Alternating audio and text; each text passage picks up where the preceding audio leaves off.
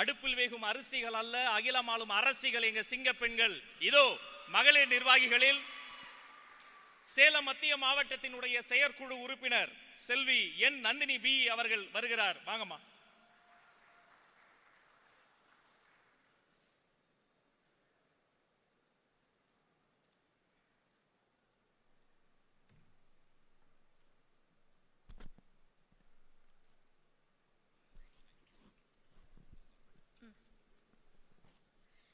எல்லாருக்கும் வணக்கம்.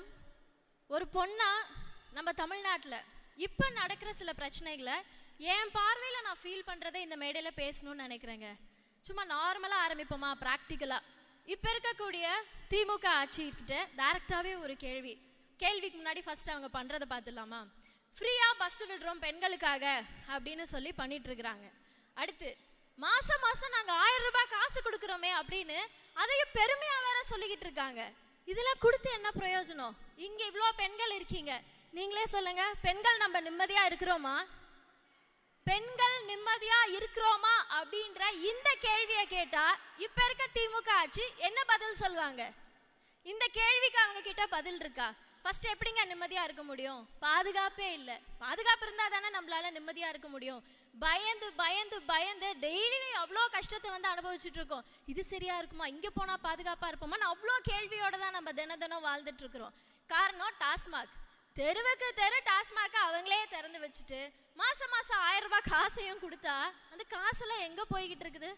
இதெல்லாம் யாருதான் கேட்கறது? எவ்வளோ நம்ம கஷ்டப்பட்டுட்டு இருக்கோம்ல. இது கூட பரவாயில்ல, இப்போ வீட்டில் குழந்தைங்க இருக்காங்க, தைரியமாக நம்மளால ஸ்கூலுக்கு அனுப்ப முடியுதா? அவ்வளோ பயமா இருக்கு. ஏன்னா அங்கேயும் சில மோசமான வாதியார்கள் குழந்தைங்களை அபியூஸ் பண்றாங்க. காலேஜ்ல பாதுகாப்பு கிடையாது, வேலை செய்யற இடத்துல பாதுகாப்பு கிடையாது. பெண்கள் எங்கேயுமே நிதானமா ஒரு நிம்மதியா வெளியில நடக்க முடிய மாட்டேங்குது. ஏதாவது ஆயிடுமான்ற பதட்டத்தோட எத்தனை நாளைக்கு நம்ம இப்படியே இருக்க முடியும்? இன்னும் சொல்ல போனா நம்ம நாட்டுல வாழ்ற மாதிரியே இல்லை. ஏதோ ஒரு காட்டுக்குள்ளார பயந்து பயந்து மிருகம் வந்து கடிச்சிருமா, ஏதாவது பண்ணிருமா அப்படின்ற பயத்தோடயே வாழ்ற மாதிரி தான் இருக்கு. இவங்க வந்து பொறுப்பான அரசியல் பண்ணுவாங்கன்னு பார்த்தா ஏதோ பொம்மை அரசியலை பண்ற மாதிரியான ஒரு ஃபீலிங் தான் நம்மளுக்கு கொடுத்துட்டு இருக்காங்க. இது பத்தாததுக்கு இன்னொரு முக்கியமான விஷயம் இருக்கு. நம்ம அன்புள்ள கனிமொழி அக்கா என்னமோ மற்றவங்க ஆட்சியில தான் வந்து இளம் விதவைகள் வந்து அதிகமா இருக்கிறாங்கன்னு சொல்லிக்கிட்டு இருப்பாங்க. இப்ப எங்கடானா அக்கா ஆளையே காணோம். அக்கா கிட்ட டைரக்டா ஒரே ஒரு விஷயம் மட்டும் கேட்டுக்கலாம். உங்க அண்ணா, அதாவது உங்க அண்ணா இருக்காங்கல்ல, அவங்க கிட்ட சொல்லி கொஞ்சம் இந்த பிரச்சனைலாம் ஏதாவது சரி பண்றதுக்கு ட்ரை பண்ணுங்க. அப்படி ட்ரை பண்ணலையா விட்டுடுங்க, ஃப்ரீயா விடுங்க. எங்க அண்ணா இருக்காங்க, நம்ம கஷ்டத்தையும் சரி பண்ணுவாங்க, உங்க கஷ்டத்தையும் சரி பண்றதுக்காக நம்ம அண்ணா இருக்காங்க.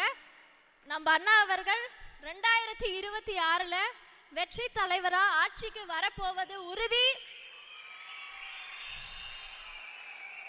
அண்ணா இது ஏதோ சும்மா ஸ்டேஜுக்காக அரசியலுக்காக சொல்லல, நிஜமாவே நீங்க தமிழ்நாட்டுக்கு வந்து அவசியம், நீங்க ஆட்சிக்கு வந்தே ஆகணும். பெண்களாகிய எங்க எல்லாருக்கும் நீங்க ஒரு பாதுகாப்பு கொடுத்தே ஆகணும். எங்களுடைய கடைசி ஹோப் நீங்க மட்டும்தான். தேங்க்யூ.